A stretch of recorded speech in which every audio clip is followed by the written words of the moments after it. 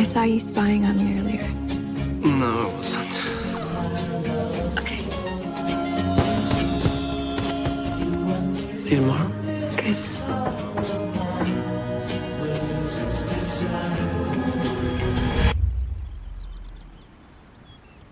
What the? Who moves out in the middle of the night? Nothing strange about it. She wanted to leave. How does that not make sense? I don't understand why she didn't tell me. Maybe she didn't like you. Maybe she knows you're poor and haven't paid your rent. I found some kind of code or like secret message in her apartment. It means stay quiet. Our world is filled with codes, subliminal messages, from Silver Lake to the Hollywood Hills. Could any of this be connected to Sarah? I know this girl. There's a message in the music. Really think you're gonna find a hidden message in a pop song? 1, 2, 3. Can't quite see it, but I'm close. Honey, how are you? Mom, I'm fine. Mostly fine. Why do we assume that all of this information is what we're told it is? Maybe there are people out there who are more important than us, more powerful, communicating things in the world that are meant for only them and not for us. Yeah. Oh, you think that's weird? A little.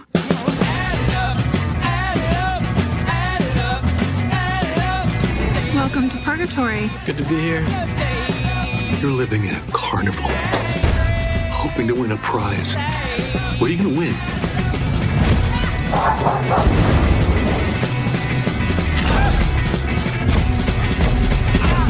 Get down! Under the Silver Lake.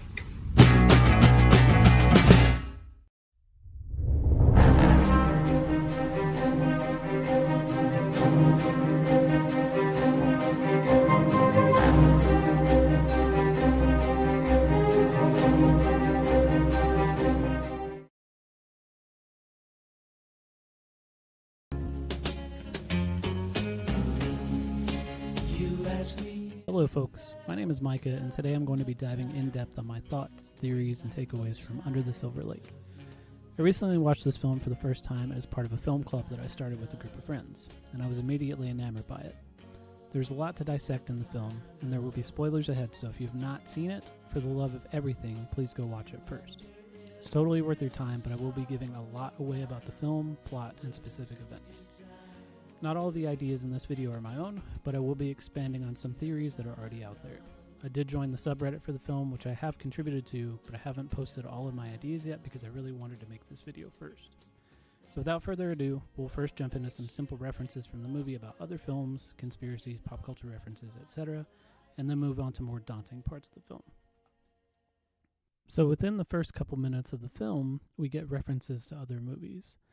To begin, in the scene where Sam sees the squirrel fall out of the tree, we focus in on Sam and we get what's called a dolly zoom, which is a reference to Hitchcock movies like Vertigo, and most notably for me, Jaws. This intrudes on our normal visual perception and highlights a sense that something is wrong, or a sense of impending doom, which undoubtedly the director was going for with Sam's expression and the change in music. Moving on. This next shot is an obvious reference to Stanley Kubrick's The Shining, when Danny is riding his tricycle through the Overlook Hotel, and he comes across what are supposed to be the ghost twins in the hallway. The difference here in this shot, however, is that we're not seeing this from what would be presumably behind Danny, but what Danny would be seeing as he's rounding the corner. The entire shot leading up to the twins, we see Danny in frame, but what's interesting here is that we see Sam wearing a light blue shirt reminiscent of the twins' light blue dresses, which doesn't paint Sam in a good light. As we'll find out as the movie goes on, he's not exactly our protagonist or hero. Another thing that I thought was interesting was the director would make a reference to The Shining in such a way, and I was half expecting Sam's apartment number to be 237 or 217. However, it's number 23, which appears to be a reference to the film The Number 23. If you've never seen it, it's a movie with Jim Carrey where the main character becomes obsessed with this book he finds, and he in turn becomes engulfed in this mystery he's created involving the number 23, in which numbers that are significant to him, like his birthday and other dates, add up to 23, and he's convinced that all these coincidences are in fact deliberate and part of some greater significance. And in turn, as we continue watching Under the Silver Lake, Sam is similarly afflicted in the sense that he's looking for meaning in all of the media that he consumes, convinced that there's something greater going on around him, that he's going to uncover something incredible along his journey throughout the film. And this is something that consumes Sam. It's something that he's obsessed with. And I think this is reflective of conspiracy culture altogether, but more importantly for the sake of the story, for him in particular. And it's not something that's a new idea to him. He's been doing it for a long time. There are messages and codes and things that he's been looking into for, since he was a little boy, and that's something that he mentions at one point in the movie that I'll go ahead and show right here. I just remember being in my room when I was like 10 and coming up with all these weird little codes, secret languages. This next one is actually a reference to another film that David Robert Mitchell directed called It Follows. Disaster Piece also scored that film, and this notation on the bass clef is actually the main theme from that film's score. A not so subtle nod from the filmmaker, but if you're going down the rabbit hole of believing that everything in this film is in fact a code, this is just a misdirection, a red herring in that regard. There's not much to look into, and people who are better at reading music than I am had gotten this figured out, and I believe one of the people on the Reddit subreddit actually contacted Disaster Piece to ask him about it. The next several references are to The Zodiac Killer or The Zodiac Film by David Fincher, based on the book by Robert Graysmith. The first reference is when Sam meets Sarah and she invites him to hang out. On her dresser there are 3 dolls, each with names and symbols underneath them. The first time I watched this, I thought the symbols looked familiar, as I'm a huge fan of Zodiac, the film, and an avid reader of books about serial killers.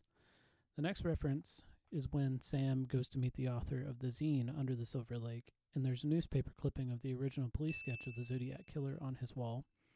Additionally, here we see a photo of Elizabeth Short, or the victim known as the Black Dahlia. Some people contest that the Zodiac Killer may have been responsible for her death. However, this is not confirmed.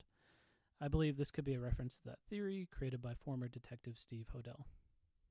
Another reference to the Zodiac is the book that Sam reads to help him crack the code in the song Turning Teeth by Jesus and the Brides of Dracula, actually written by Disaster Piece in conjunction with Silver Sun Pickups.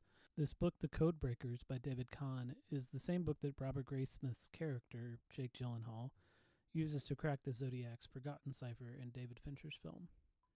I suppose my final thoughts about Zodiac's connection to Under the Silver Lake would be in regard to likenesses in the main characters themselves. Furthermore, in terms of the human condition of being consumed or obsessive about seeking the truth and our insatiable hunger for mystery. Robert Graysmith became so involved in the Zodiac case that he ruined his marriage, left his job, and ultimately had his children helping him put together the pieces of his puzzle. Likewise, Sam becomes so engulfed in the mystery that he's unraveling that he neglects to pay his rent, loses his car, doesn't shower for days, and the money that he does have, he spends on alcohol and a sexual encounter with an aspiring actress. A number of those items were already in the works before the audience is introduced to the story, but the gist is that there is nothing more important to Sam after Sarah goes missing than getting to the bottom of this mystery. The next topic I want to cover has to do with Sam's encounter with the author of the zine Under the Silver Lake. Firstly, and most obviously, there is the presence of a seemingly endless number of owl statues around the house. This is alluding to the idea that the author is an endless pit of knowledge and wisdom. However, he is unable to make sense of how all of this information that he's compiled relates to the real world or the mystery that he's trying to solve. Something really big is going on. I know it. And you think any of this could be connected to Sarah? Of course. I mean, it could be a lot of things. Sex and drug trafficking, the cult of the whale, the dog killer, I don't know. To me, this echoes the mantra of Edward Snowden. Although completely unrelated to this story, essentially when we see or consume everything, we understand nothing. This brings me to my next observation. Aside from the presence of owls, there is the address of the author that is very prominent when Sam first arrives at his home. 1492 has an obvious association with Christopher Columbus, and my connection to the author and Sam has to do with what Columbus didn't accomplish rather than what he did. Although I'm not a fan in any way, he was a piece of shit. Christopher Columbus received patronage from Queen Isabella and King Ferdinand of Spain in 1492 to find new routes to India and the Far East for the sake of trade.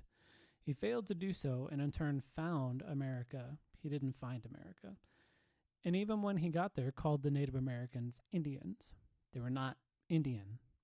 To me, this could be a nod to the fact that the author is on a voyage and doesn't know what he's looking for, and doesn't know how to make sense of all this information.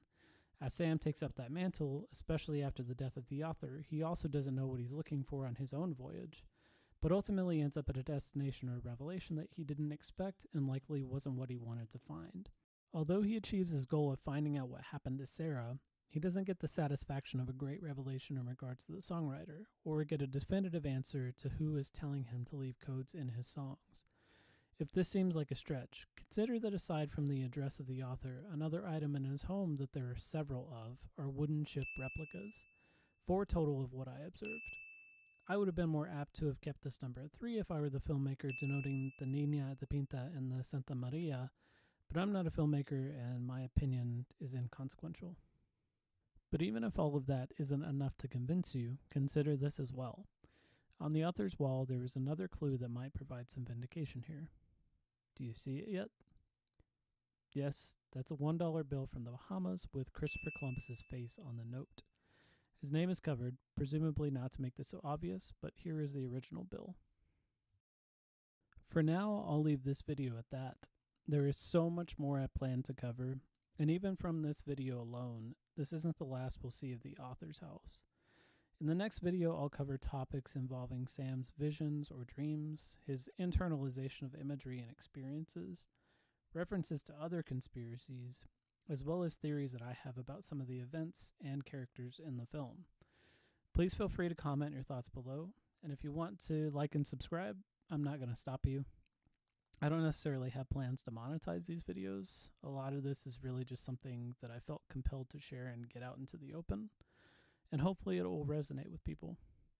This film has so many layers, independent of the codes woven into its fabric, as the director would describe.